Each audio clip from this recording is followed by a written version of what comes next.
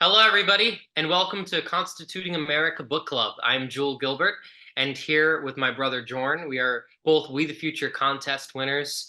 Today will be the first of three installments discussing Tom Hand's book, American Triumph, America's Founding Era Through the Lives of Ben Franklin, George Washington, and John Adams. Jorn and I will be filling in for Tova Kaplan today, but she'll be joining us for the next two book clubs on February 22nd, George Washington's birthday, and our last installment, March 21st.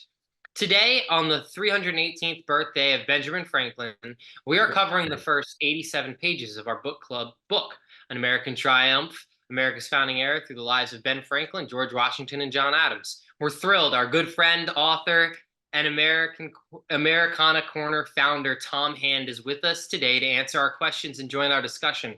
We will get to Tom's introduction in just a moment. Whether you've joined many of these book clubs before or whether this is your first time, welcome. As a reminder, you don't have to have read the book to join our club. We make these sessions accessible and enjoyable for everyone. However, if you'd like to purchase the book to follow along for our future book clubs, Lacey will post the link in the chat. So please check that out. It is a wonderful book, a pleasure to read, and it is one of the is absolutely finely laid out and is great looking in every way. As always, we really encourage you to type your thoughts, ideas, and questions into the chat. We want you to feel like you are here with us. We're all here together, at least virtually. And now a quick introduction of those that are joining us on screen today. Today, we will not be able to have the founder of Constituting America, Janine, with us, but she will be on future book clubs as well. Kathy Gillespie is with us, the CEO of Constituting America, and is also one of 16 private citizens serving on the U.S. Semi-Quincentennial Commission, helping organize the celebration of our country's 250th birthday in 2026. Kathy, would you like to say hello? Yes. Hi, Jewel, and hi, Jorn, and Tom. It's so nice to be with you. And Lacey, thank you so much. I've got this book here. It is beautiful. So anyone who's on this book club and has not purchased this book yet, I encourage you to go on Amazon or go on Tom's website at americanacorner.com and check it out. So thank y'all for joining us tonight. Lacey Ketzinger is our media director at Constituting America. Lacey graduated from Binghamton University in 2 years with a Bachelor of Science in Business Administration with a concentration in finance. After completing her undergraduate education, she pursued higher education and is a graduate of Pepperdine University School of Public Policy, currently residing in New Jersey. Lacey, you want to say hi? Yes, hi everybody. Thank you so much for joining with us tonight. And I want to second Kathy on that. The book is absolutely gorgeous, and Tom, you did a great job with it. I think anybody who's looking to just increase their knowledge, whether it be beginner or even if you're advanced with a higher degree, it doesn't matter. It will really increase your knowledge in American history, and I couldn't recommend it enough. Thank you. Very kind of you. Thank you. Finally, welcome to the author of our book club selection today, author Tom Hand. Tom Hand graduated from West Point, class of 1982, and went on to create the Gilman Cheese Corporation after leaving the military. Tom created Americana Corner in 2020 to share informative stories of the momentous events, significant documents, and influential leaders that helped create and shape our country. Through compelling articles and captivating videos, Tom hopes to rekindle a spirit of patriotism in his fellow Americans and remind them of our nation's incredible past and why our founding era still matters today. Tom's passion to tell the great American story extends to conserving its cultural and historical treasures through the Preserving America Grant Program, which supports diverse projects across the nation that contribute to sharing the rich tapestry of early American history, including Constituting America's online studies, History Holds the Key to the Future. Tom, thank you for being such a great American and friend to all of us here at Constituting America. Would you like to say hi? Yeah, hello. It's a pleasure to be here. It's great to see everyone again. Kathy, it's always great to see you. And yeah, thanks for inviting me in. So before we delve into the main topic of the book, I just would like to ask Tom a couple questions, general questions. To start, why did you decide to focus on these three specific founding fathers, Ben Franklin, George Washington, and John Adams? Yeah, thanks, Jordan. the theme of the book, the central theme of the book is service to country. And I've read countless biographies about our founding fathers, and I found these three gentlemen to be just exemplary examples of the founding era, service to country, perhaps more so than the other ones that I read about. And so I thought I would take their lives and I would see the events that they touched in their lives and how they impacted America, and see if we could put together a book on that theme. And I thought it came together pretty nicely. But that's the reason they just personify service to country, and each in their own way. It's interesting. Franklin was so civic minded, perhaps more than any American I ever read about. He created the first fire brigade, the first hospital. He established a school that became the University of Pennsylvania. He Philadelphia Hospital. He established a debate society that became the American Philosophical Society. He invented things. He invented bifocals and the Franklin stove and other things. And every time he invented something, he just put it out there for his fellow citizens to use. He never patented anything. It's incredible. He felt like his fellow citizens could benefit more if it wasn't patented by him. George Washington, what can you say about the guy? His whole life was service to country. You think about the sacrifices he made. He spent 8 years as commander of the American Army. He went home for a grand total, I think, of like 10 days in 8 years. And he was a commander. He could have gone home to Mount Vernon anytime. But he chose to spend his winters with the soldiers. Then after he was enjoying retirement, he was called out of retirement to become the president. Didn't really want the job again, but he did it. 2 terms. He goes home and passes away 2 years after he retires. And so really most of his life was spent service to country. And John Adams, perhaps my favorite founding father. I just love John Adams. Probably the most unheralded founding father. His whole life was about doing things to make the country better, whether it be at the Second Continental Congress or as a diplomat. John Adams was not diplomatic, but he was a diplomat for 10 years. Second president, first vice president, and just on and on and on. And anyway, so these guys lived their life, I think, in large measure for America. And so that's why I featured them. What do you think are some of the biggest misconceptions about these three founding fathers? Well, it's a tough one, Jewel, because everybody has their own perception, right? Well, so how about if I answer your question by telling you what I found surprising? Things I didn't know. I was surprised at how Franklin wasn't just a man of science. Ben Franklin was a great statesman. I don't know if you guys are aware of that or not, but he served from 1775, after about an 18-year hiatus over in England. He came back and he served in the Second Continental Congress, was instrumental in getting the Declaration of Independence written. He served in the court of King Louis, got the Treaty of Alliance with France. He helped with the Treaty of Paris. He came back as an older man, riddled with gout. He helped in the Constitutional Convention. I mean, he did one thing after another to help his country, and as a statesman. And I don't think people realize how strong he was in that area. Interestingly, Ben Franklin's the only guy who was there at the beginning and the end of the American Revolution, along with John Adams. They both signed the Declaration of Independence and the Treaty of Paris. And then Franklin also signed the Constitution. And so he's the only guy that did all 3 things. So he's instrumental in that. The thing that surprised me about Washington's such an interesting guy. Everybody thinks he's such the marble man, unemotional, perhaps a bit cold. George Washington enjoyed flirting with young girls. Nothing improper, but he enjoyed that. He enjoyed dancing. George Washington was a fabulous dancer. You think, George Washington, you gotta be kidding me. He's not John Travolta. No, different kind of dancing, but a great dancer. He had a ferocious temper that he controlled most of the time. Sometimes he didn't. Like at the Battle of Monmouth when he chewed out Charles Lee. But he also could be brought to tears at certain times when he said farewell to his officers at Fraunces Tavern in December of 1783. Emotional moment for him and for his fellow officers. And then when he resigned his commission in Annapolis on December 23rd, 1783. And with John Adams, the thing that I found interesting about John Adams was all the things he did.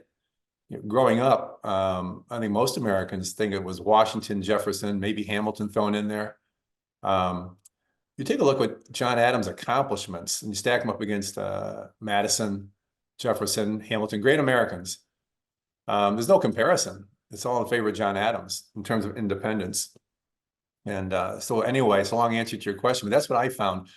Not necessarily misperception, but surprises about these three founding fathers. Thank you. Could you talk a little bit about your organization, Americana Corner? What made you decide to form the organization, and how has it evolved since its conception? Yeah, thanks for giving me a plug here on Americana Corner. I appreciate that. It started as a kind of a retirement gig. I had a business I ran for a long time, and we had sold the business. I needed something else to do, and I'd read a lot about American history. I just love this country, and so I wanted to do something to help. And so I started writing some articles. They seemed to resonate well, and so we expanded into a website. I wanted to see myself on camera, so I started making videos, and they went over pretty well. And then I thought we could do more, so I started this book.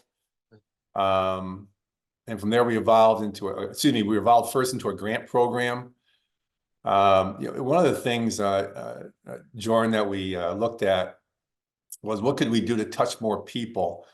We've been given some financial blessings we weren't expecting from our business doing so well. I didn't expect it, and still somewhat surprised by it. And so we thought we could help a lot of people. One guy with some money, a lot of people without money but desire. And so we're giving our money away to these organizations to help do their job and tell their part of the great American story. And it's probably been the most rewarding thing. I love writing the stories. I love doing the videos. The book was fun, but boy, to give money away to these organizations every year, it makes me feel like I'm doing something for my country. And so that's how it's evolved. And I think our next phase is to try to figure out a way to teach early American history organizations to be more professional. I've been so impressed with people that want to do more. They just don't know how to do it. And so we're going to try to organize conferences where we can teach early American history organizations to be more professionally run. I'm not talking about big staffs. How do you fundraise? How do you build membership?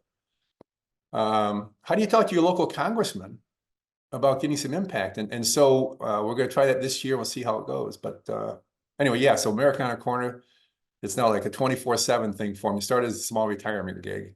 That sounds amazing. It's an awesome idea. I've not heard of many organizations doing something like that. And I'm excited to see all of the organizations that you've helped and are going to continue to help. And, Thank you. Well, it's like Constituting. I'm sorry, go ahead. I just wanted to jump in real fast because you've been so helpful to Constituting America. And we want to thank you for your generous support of our programs. And you've especially supported our online studies of founding documents and helped us really increase our viewership. I think something like 3,000%. We had over 1 million views of each of our past 3 years online studies that we do. So thank you so much. Oh, you're welcome. I always say that an investment in our nation's past is an investment in our nation's future. And organizations like Constituting America are exactly why we wanted to do what we're doing, Shar and myself, that is. You guys have the energy and the heart to do so many good things. You just need funding. And I would encourage other people to give you guys funding. It's money well invested. And we'll continue to do that with you guys. And you're a great partner. You support us, we support you. That's how it's got to work. So let's get to the book. Part of why we're here for book club, and we're excited to start going through it here. Jordan, do you want to read first? Yeah, I'll start us off. We're going to start on page 31, America's First Man of Science. Okay. Ben Franklin, there you go. Yeah, yes, we're starting off strong. So I'll just read the passage for everyone, and then we have some questions about it for you. Okay, sure. Benjamin Franklin was one of the world's foremost inventors and scientists in the 1700s. His creative genius and inventiveness led to many significant discoveries that made living life easier for all. Moreover, he was proof positive that brilliant minds existed in British America, despite its backwoods reputation in Europe. Although Franklin only received 2 years of formalized schooling, he was naturally inquisitive and had a gift for understanding how things worked. He was also blessed with an innate tendency to roll up his sleeves and get his hands dirty by tinkering with machines. Moreover, Franklin was a practical man and always kept the usefulness of an invention for the common man in mind. Among Franklin's many creations were bifocals, which he called double spectacles as Franklin aged. He wore glasses all the time and needed 2 pairs of spectacles, which I shifted occasionally. As in traveling, I sometimes read and often wanted to regard the prospects. Thus, he had the glasses cut and half of each kind associated in the same circle.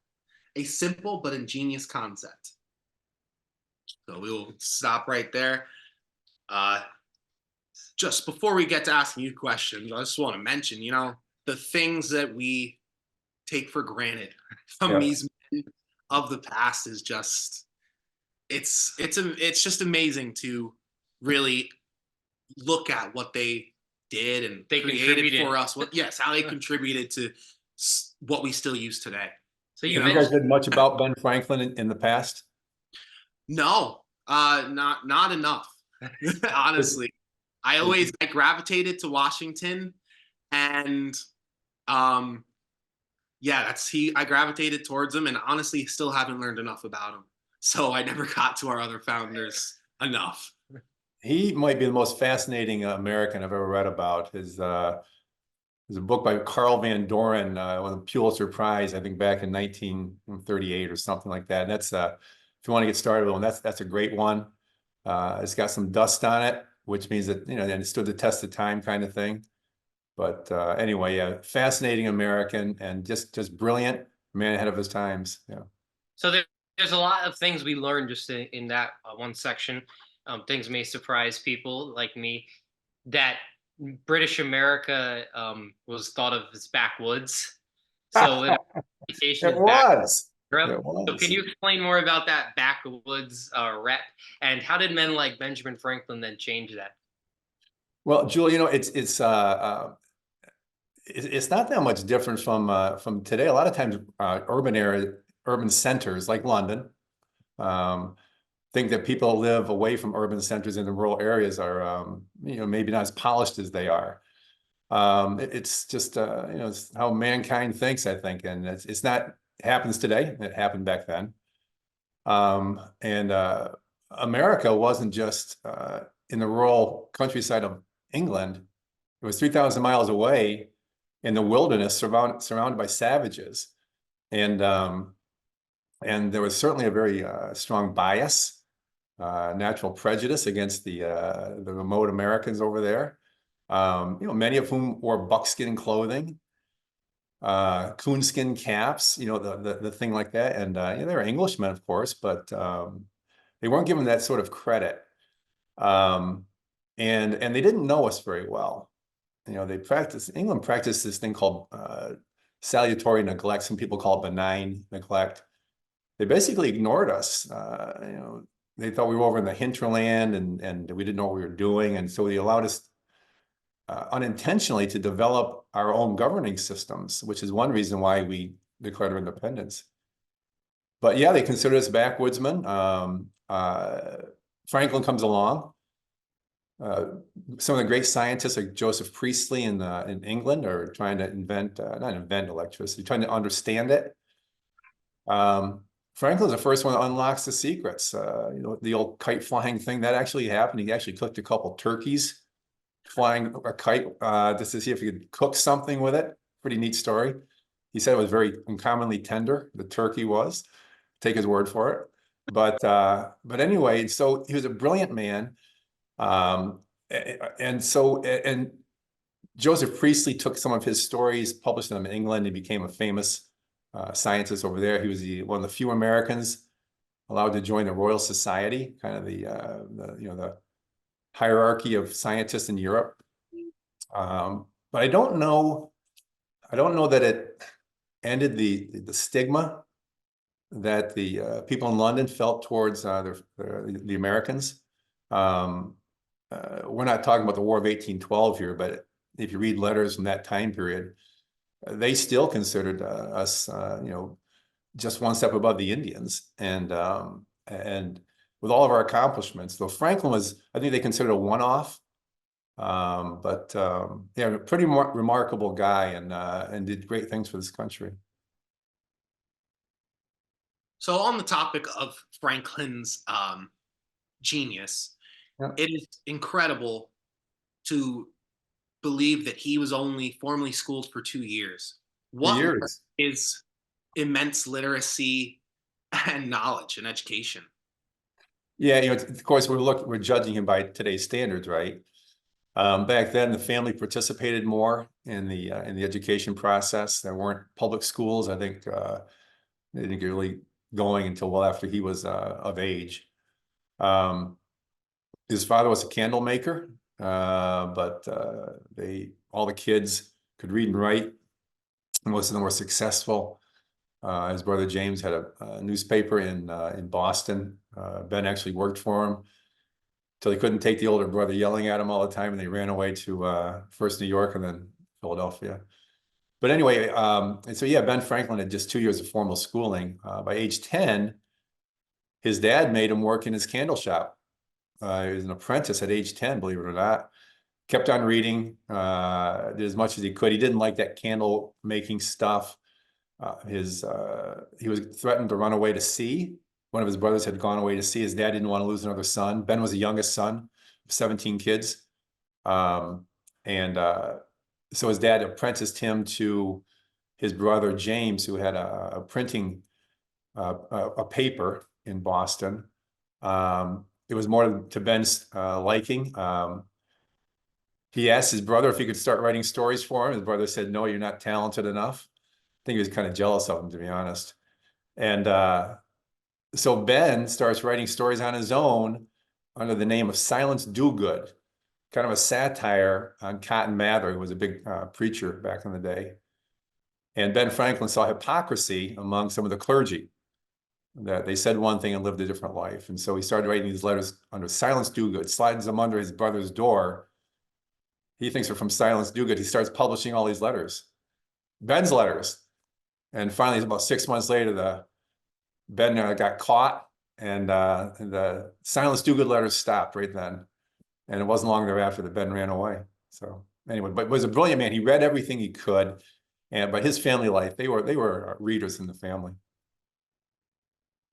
So what do you guys think about that? Some of the other founding fathers didn't have great educations either. Washington. There are no. You mentioned that there wasn't public schools yet overall. So the schooling in general was done at that time. People who did have formal education. What was formal education? Well, there's some that did, had school. It was mostly private tutors. Washington had a private tutor for a couple of years. John Adams, Jefferson, some of the wealthier families. And then if they really were that wealthy, they would go away to school. Adams went to Harvard. I think Jefferson went to William and Mary. Hamilton went to College of Princeton. And so those guys went to college, but that just wasn't the norm. The more the norm was that the family taught reading, writing kind of stuff. And there were a lot of very, very literate men that never spent time in school. John Marshall didn't spend a lot of time in school. James Monroe, they were tutored in the same little school, but the public school system, I don't think it got started until, I want to say, the mid 1800s. I don't know that for sure. Kathy, do you know, or Lacey? I'm not entirely sure, but I think you're right. It did start a bit later. Yeah. But anyway, it goes to show how capable these men and women were. Abigail Adams was a smart gal. Martha Washington, a lot of smart. Mercy Otis Warren.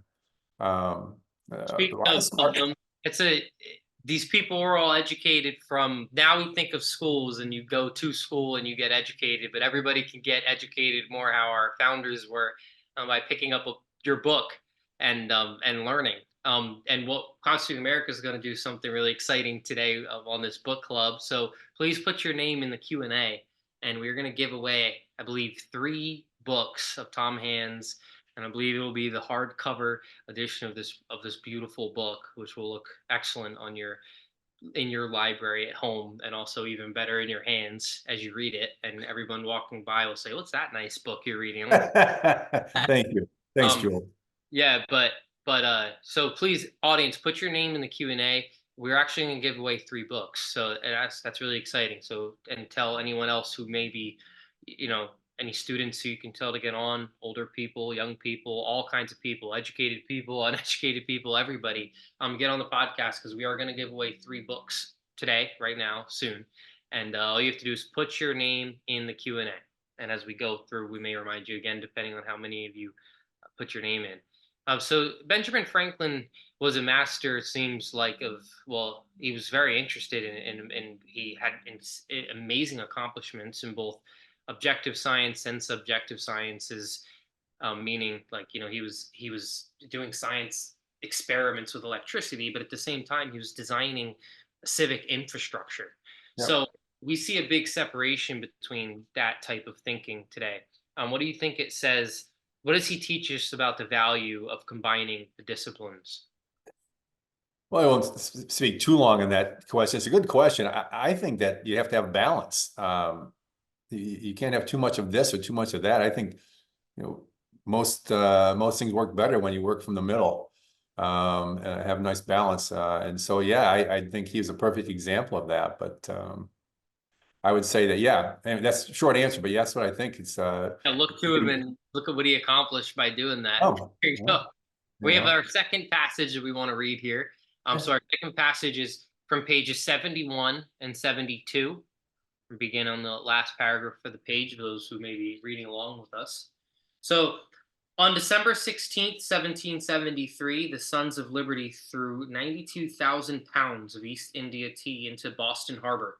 This wanton destruction of private property was widely condemned by firm defenders of American rights like Washington, who contended that the East India Company should be reimbursed for their losses. However, King George and his ministers made matters worse, and an accommodation impossible, by quickly passing the Coercive Acts in 1774, which closed Boston Harbor and revoked the Charter of Massachusetts, measures which Washington felt were extreme. At this point, Washington began to see independence as an acceptable course to take. To Britain's surprise, colonists in other parts of the country rallied to the side of Massachusetts. What could happen in New England could happen elsewhere. It did not help that Parliament also passed the Quebec Act in 1774, which allowed for the expansion of Roman Catholicism into the Ohio country, much of which was owned by Protestant Virginians like Washington. While many urged patience and conciliation with England, Washington was no longer in that camp. In a letter to his friend Brian Fairfax, Washington stated that the cause of Massachusetts was the cause of America, and perceived a persistent attempt by England to tax for revenue. Washington wrote, "I think the Parliament of Great Britain has no more right to put their hands in my pocket without my consent, as I have to put my hands into yours for money." Yeah. Yes. General Washington got fired up near the end. He was, but he didn't start out that way. But anyway. So I'm sorry. This is a great time to talk about this passage, because the 250th anniversary of the Boston Tea Party just passed about a month ago. Yes. So could you talk more about how the Boston Tea Party united the colonies? Hmm. Well, I'm going to say the Boston Tea Party did not unify the colonies. Um, I know where you're going with what the Boston Tea Party, interestingly, like turned off men like George Washington. They were shocked that people would destroy private property. It was the gang up in Boston was a bit more radical than the gang down in Virginia. They were just more sedate, maybe in Virginia, but I know where you're going with it, and I think you're right. What really unified the colonies wasn't the Boston Tea Party, but rather the Tea Act of 1773. The Tea Act of 1773, it was basically a way to get rid of warehouses full of tea, East India tea, at a cheap price, and undercut smuggled tea into, mostly Dutch smuggled tea into the colonies. And so they passed the Tea Act in 1773, undercutting smuggled tea prices. And that really unified the colonies because they also threw a tax on it. They threw that tax on because Parliament still felt like they had to prove they had the right to tax the colonies. It wasn't much money, but it was more of a principled thing with them. And so when in the spring, excuse me, in the fall of that year, 1773, 7 ships sailed from England, 4 for Boston. And those were the famous 4 that had the tea tossed into the harbor December 16th. But 3 other ships sailed for other ports. 1 ship sailed to New York and turned back because of bad weather. One ship reached Philadelphia. An angry citizen refused to have it unloaded, and so it went back to New York. And then the final ship arrived in Charleston Harbor. It was unloaded, parked in a warehouse, and sat there for 3 years until we declared our independence. And then they sold the tea to help fund our own cause. And so the Tea Act helped to unify the country more than the Boston Tea Party. But then on top of that, the Boston Tea Party initiated a harsh response from Parliament. And that harsh response was the coercive acts. We call them the intolerable acts. They closed the port of Boston. They revoked the royal charter of Boston, of Massachusetts. And perhaps most galling, they said that any crown officials that were tried would be tried back in England, not in the colonies. And men like George Washington, who were moderate, felt that was heavy-handed. So did John Adams. John Adams was a patriot, but he thought that was pretty heavy-handed. And so at that point, a lot of the moderates were turned off by these tactics by Parliament, and they joined the cause. And right after that, in 1774, they had the first Continental Congress. Moderates still controlled the day, so we didn't do anything dramatic there, except get ready for another Continental Congress the following year, and from there, the Declaration of Independence. And so it's a long answer to your question, but the Boston Tea Party itself didn't do it. I think it was the Tea Act of 1773 that initiated the whole sequence of events. Does that make sense? Yes, very much. I appreciate you giving me the real answer. Well, that's the real answer. It's my answer. You mentioned the expansion of Roman Catholicism into Ohio, which is interesting to me as a Catholic. We hear about coming over to America for religious freedom when we learn about the pilgrims who originally came here and that intense fervor that they came with. But by the time we get to the American Revolution, we don't often think of it in religious context, especially as far as religious sects go. Was there any religious motivation when it came time for the revolution and as the revolution formed? I know that England in general was not, by that point, a Catholic nation, but as they allowed it to move forward, was that another thing that irritated the Protestants of Virginia and moved them towards revolution? Yeah, Jill, I think the way you phrase it, I'd say yes. It was another thing. It wasn't a driving force. But Jewel, when you keep getting picked at and you keep having irritations, it's built one on top of another. The Quebec Act extended Quebec to the north shore of the Ohio River, and the Protestants. It was just one more slap in the face to Protestant American, and largely it was Protestant Anglo-Saxon. I think it was 95% Protestant, and I think 92% Anglo-Saxon. And so it was really homogeneous group of people in America. And for England to do this, it was just one more thing that irritated the colonists. By itself, if the other things hadn't happened, probably wouldn't have been that big a deal. But coming when it did in 1774, on top of all the other things, you know, it mattered. Yeah, it is interesting. It's what people will find when they read your book is a much more, um, especially as we read the leading up to, as you wrote different events that led up to that moment, to at the shot heard around the world. Yep. And you wrote about different, you gave them more context and not always just what we would love to hear, like, oh, the British were so evil to us, and then finally Well, thank you. Yeah, stood right. up and did something about it. But when we could hear things that sound a little bit more like today, like, yeah, sometimes we overreacted, overall they were overreacting, and it led to us Yep. being unified. People are going to see a wonderful and quick way of able to digesting, um, a less of a textbook edition and more of, I feel like I'm almost there. I kind of see how it happened, and it gives our founding fathers way more. I think it even makes them more remarkable in a way, because we compare our revolution, French Revolution. Something stopped the American Revolution from becoming the same as the bloody French Revolution, and it could have become the same, especially when we listen to something, when we read in your book, when you talk about the different events, the boy being shot at when he was throwing rocks at the house, Right. these events. Can you say these founding fathers? What were some of these three founding fathers' qualities that helped the American Revolution not become the French Revolution?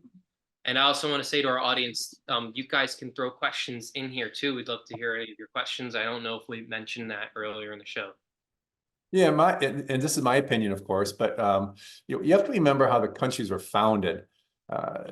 America was founded by the English. They were, which is completely different than how France was run. They had an absolute monarch in France. We had a representative parliament. I say we, British Americans. We were left to our own devices. We learned how to govern ourselves. We realized how laws had to be passed, and the need for them, and the need to follow them. The French never had that benefit. The French was mostly a mob, because remember, it was nobility, and then there were everyone else. And so they weren't educated on how to govern themselves. And because England ignored us for 150 years, we learned to govern ourselves well. And because of that, we had a revolution that was thoughtful. We understood what needed to happen, and we had the Articles of Confederation that didn't work great, but we had more than what the French had. And the Russian Revolution, same sort of thing. Serfs rebelling against the Tsar. They didn't know how to govern. And so because we knew how to govern, and we had 3,000 miles of ocean between us, ours succeeded where theirs didn't. But we had remarkable men. The guys that led the revolution, they weren't dirt farmers. Washington and Jefferson and Madison, educated men who had a lot to lose by rebelling. It would have been easier to say, no, we've made it. Let's just keep what we got. These men were such principled men and believed so much in what they were doing that they took a stand, and I'm glad they did. You also mention in your book so many things that seem providential. There's two questions I'll say quickly, and then you can maybe answer one of them, both of them, whatever. Just two big thoughts that struck me in the book. One thing is how much of Washington's life prepared him to be the man for the moment, and then other things, even like that he didn't have a son.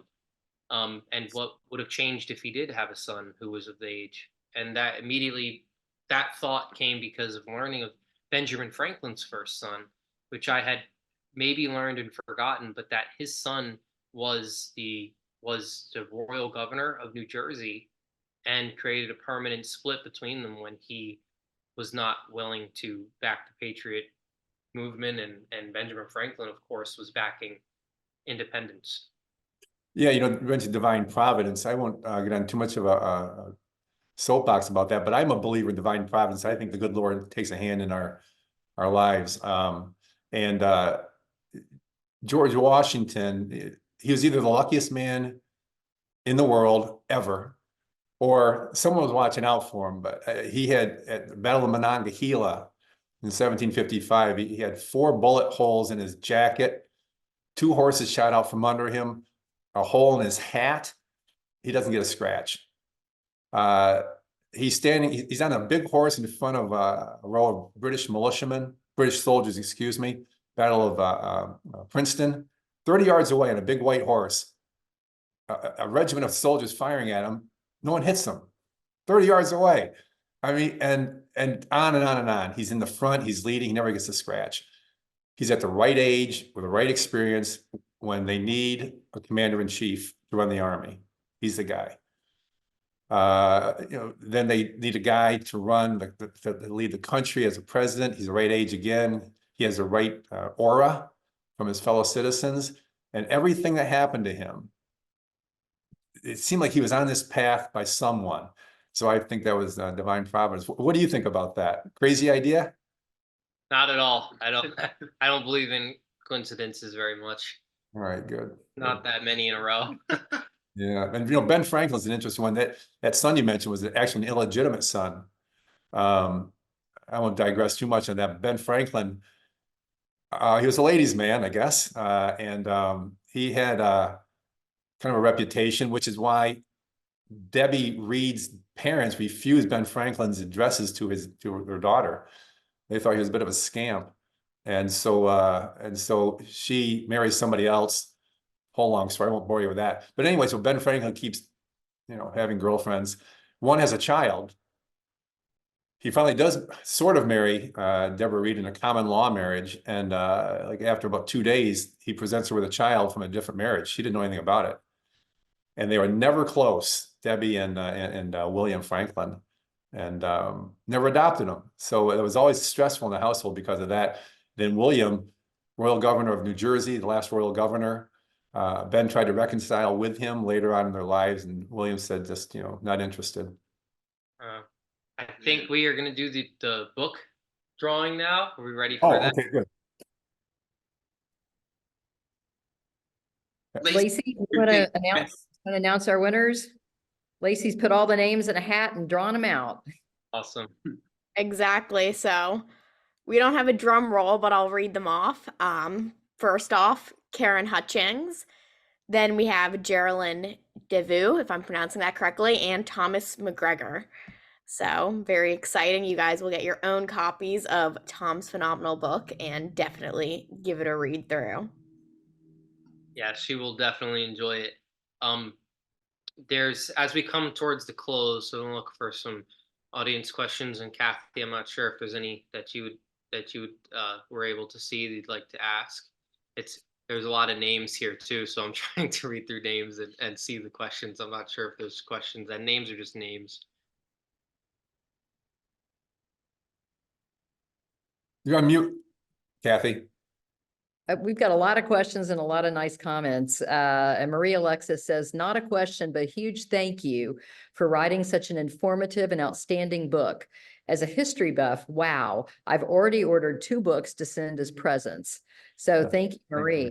Thank you. And John Goff asked, of the 3 men with all that they did and sacrificed, which one would roll over in their grave the most if they were able to witness how our country functions today and why? Oh, wow, what a tough question. I would think John Adams.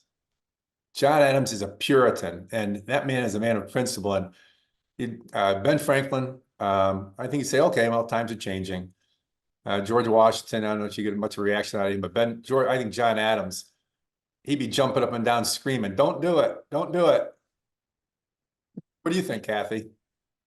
I think you're probably right. I think John Adams liked things to run a certain way and Yeah. and really would not be that open to other ways for sure. And Ruth Ann Sumter has a fun little story that she wants to share with us. She said, "For some forgotten reason, I sang a little ditty at the local book club I enjoy membership. I was shocked that no one else knew the song. And it's a song about Benjamin Franklin. And I don't know how the tune goes, but she says, I learned it way back in elementary. I'm 82 now. Benjamin Franklin, inventive was he, out in a storm with a kite and a key. Found how exciting the lightning could be. Wise old Benjamin Franklin." Well, I haven't heard that before. That's a good one. Thanks for sharing it. Yeah, thank you, Ruth Ann, for sharing that. And let's see what else we have here. I know Sandy Thatcher had something that so Sandy Thatcher says, there are a lot of myths about George Washington, such as his cutting down a cherry tree. Were there a lot of myths about Franklin and Adams as well? It's a great question. Not really. Not that I found. The Parson Weems famously wrote a biography of George Washington that perhaps had some tall tales on it. But no one really did that on John Adams. Honestly, no one really wanted to know that much about John Adams, and so they didn't do that sort of thing right after he passed. Ben Franklin, he wrote so much himself that there really wasn't there weren't any kind of myths like that about him. George Washington had that, but George Washington had that aura, that mystique about him that people just couldn't get enough George Washington stories back. We can't appreciate it today. There's never been another figure in our history who just has captivated the entire population the way George Washington did. I mean, the whole country went into grieving. Everybody, both sides of the aisle, that whole kind of thing. When he passed, this never happened again. Well, thank you. And we are right at the end of our book club for part 1. And I'm going to let Jewel and Jordan close us out. Thank you all for joining us for our book club today. It was fascinating. I'm thankful that we got the chance to be a part of this one. It's our first one that we've been on. Hopefully everyone else enjoys their next 2 dates. So if everybody loved it, then please make sure you sign up now. February 22nd and March 21st will be the next 2. And Lacey, can you drop those sign up links in the chat there, and everybody will be able to see that. Do feel free to sign up now for that so you don't forget. It was a fascinating discussion, Tom, and we really appreciate it. Where Jordan and I will be reading along and watching as we continue with this adventure through the books and through the lives of our founding fathers. And everyone, please visit us on Constitutional Chats, which happens Tuesdays at 2 p.m., where we discuss topical issues and have a discussion much like tonight, but on topical issues all surrounding the Constitution, and we get to learn a whole lot more.